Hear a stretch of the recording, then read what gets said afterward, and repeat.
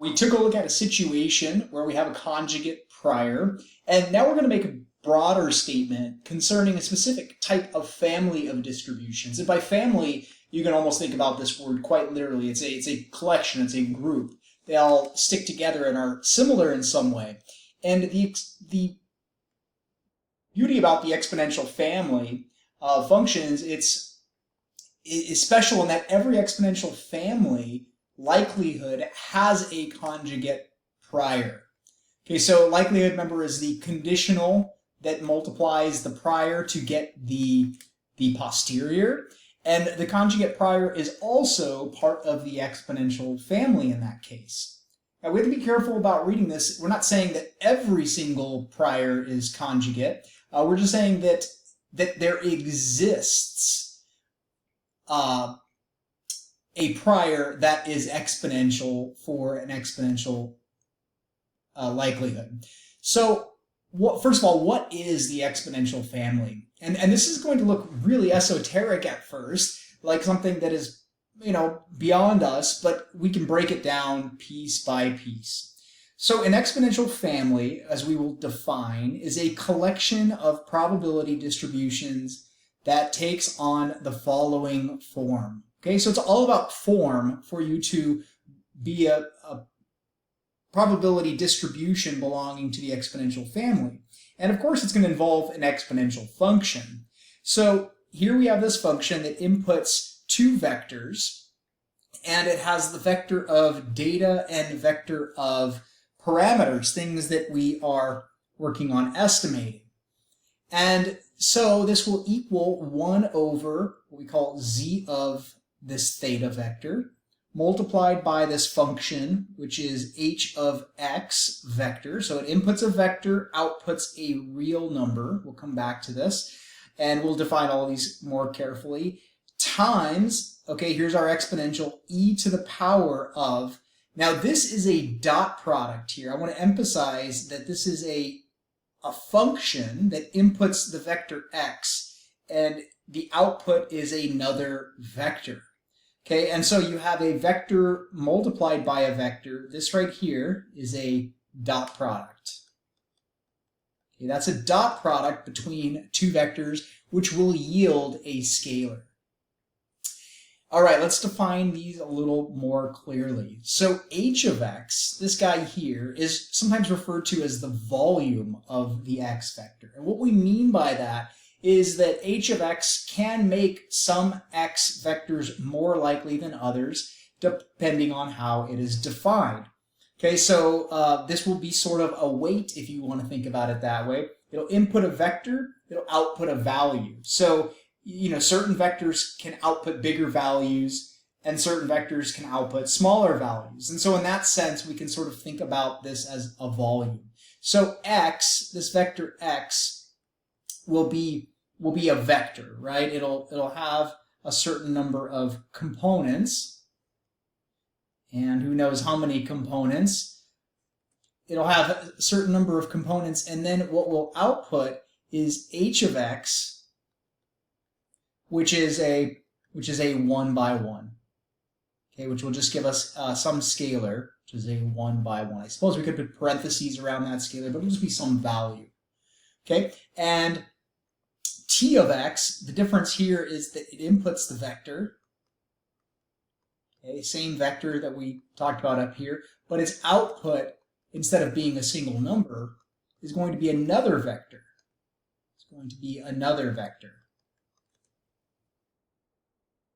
All right, and so what is this vector? Well, it's going to seem somewhat vague here, but we'll see a definition of it. A vector that measures everything within x, within that vector, that matters for determining the probability via theta, via the theta vector. It is also known as a sufficient statistic, or a statistic that is sufficient in fully specifying all x. Okay, so in other words, it provides all the information that we need.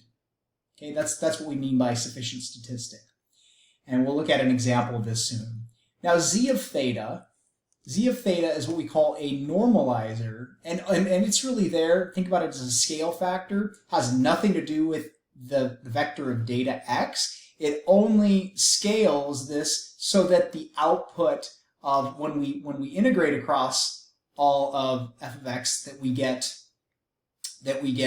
an integral of 1. Okay, so if you look at it as if you solve for z of theta, you're going to get a quantity that depends only on theta that will ensure that, again, if you integrate across or sum across, we just use the integral operator as the generalization of summation, that when you integrate across all the dx, that you get 1.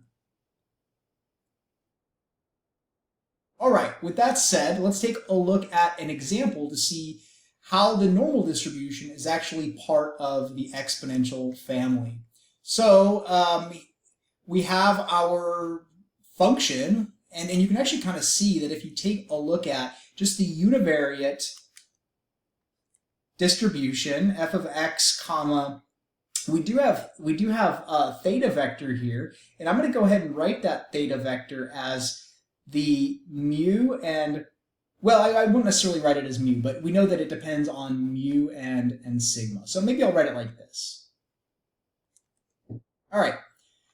Now, let's go ahead and write out what that distribution is. It is 1 over the square root of 2 pi sigma squared multiplied by e to the negative x minus mu squared over 2 sigma squared. Okay, that's the normal PDF. So we need to be able to break this thing down into something that looks more like this, 1 over z of theta. Now we feel like maybe we already kind of see that, but let's go ahead and do this. To get it in this form, we're going to need to somehow get a dot product up here in the exponent. So let's focus on this piece for a moment, and let's FOIL this exponent out. So what we'll have is 1 over 2 sigma squared multiplied by, or negative 1 over that, multiplied by x squared minus 2x mu plus mu squared.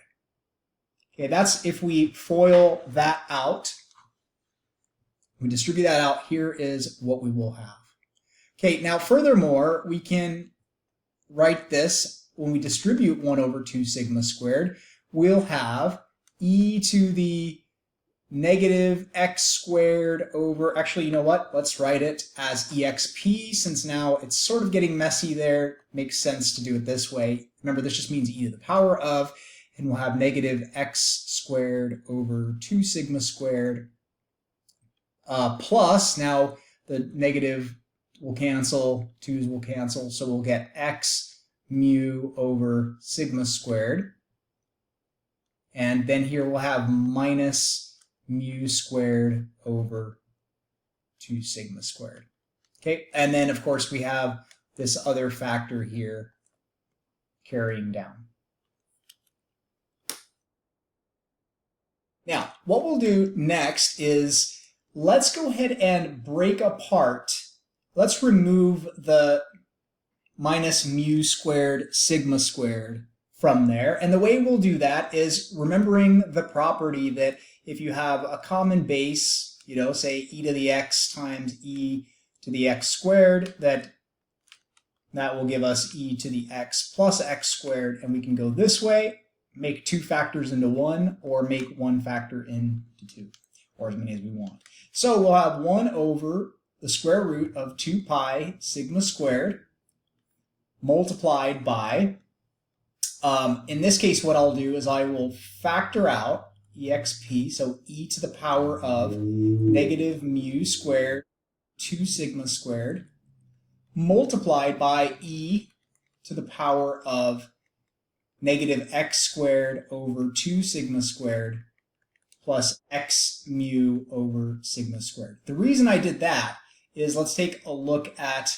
what we have going on here. So notice that what we have here in the base may want, initially you may want to think, well, isn't this, 1 over z of theta, and this is h of x? And the answer is no, because h of x cannot contain the parameters that we are working with. The theta vector, in our case, will involve mu and sigma. So our theta will be some function of mu and some function of theta. It doesn't have to be mu and sigma themselves. It just cannot have the data in it. It can't depend on the data. So this all has to somehow be part of the 1 over z of theta.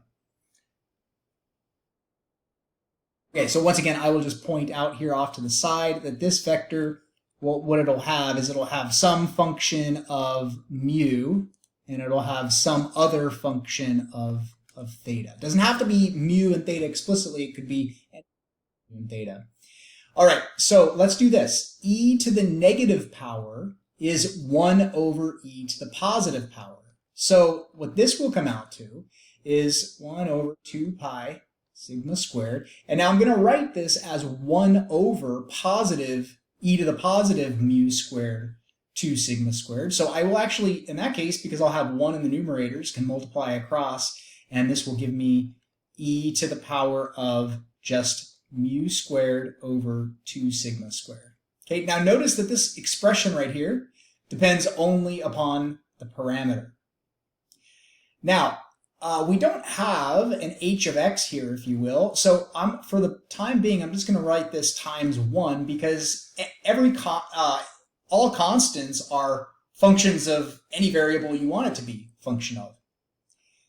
What I'm going to do here is what we need to have in the exponent is it needs to be written as a dot product. A dot product specifically of one vector that only involves the data and one vector that only involves the parameters. So you see here we have in each of these terms in the numerator we have data, okay? It's just that's the datum, that's the data value. And so what I'll go ahead and do is I see that I can, when I have a dot product, well, let me write it first and then we'll see how my thinking works here. I'll have dot product between negative x squared and x. Okay, remember, when we do a dot product, we're just going to multiply and add. So what would have to be in this vector that gets dotted with negative x squared to make it become negative x squared over 2 sigma squared? Well, it would have to be 1 over 2 sigma squared. That's the only way that you'll get negative x squared over 2 sigma squared. And similarly, what do I have to multiply x by in order to get x mu sigma squared? Well, it would have to be mu over sigma squared. And I shouldn't have written it this way. These two functions can be potentially functions of one or both of those parameters. Okay, and in this case you see that this is a function of both. Okay, well, if I label some things in here, and I think about this as 1 over z of theta vector, well, it is a function of the theta vector. It is a function of my parameters. And furthermore, if I think about this quantity right here, the 1, well, that could be what in this case we call the h of the x vector. Now, we called this earlier the volume of x, and by the volume of x we simply meant we make some x potentially more likely than others. Notice that this essentially says that regardless of what x you pick, it has exactly the same weight. Every x has exactly the same weight in this mathematical process. That's all we need to worry about for now. Now then notice we have our e to the power of, and it needs to be t of x. Okay, well, notice that t of x is just a vector involving the data. So that is right there. That's a vector. If I plug in an x value, if I plug in my values for x and x here, then I'm going to get a vector output, which will be negative x squared and x. And then this final component right over here, well, that's going to be my theta vector. Okay, so there is our theta vector. And notice that we have exactly the correct form that we need. We've been able to identify everything piece by piece so that it perfectly matches what a member of the exponential family would be. So we have 1 over z of theta times h of x times e to the power of t of x dotted with theta. Now, here I've written it in kind of its transposed form, but remember when we put that dot operator between two vectors, what we mean is the dot product. Okay, so that's an example of how the normal distribution is part of the exponential family. And in the next video, we'll actually take a look at how do we build the probability distribution and show that it's a member of the exponential family for a particular example.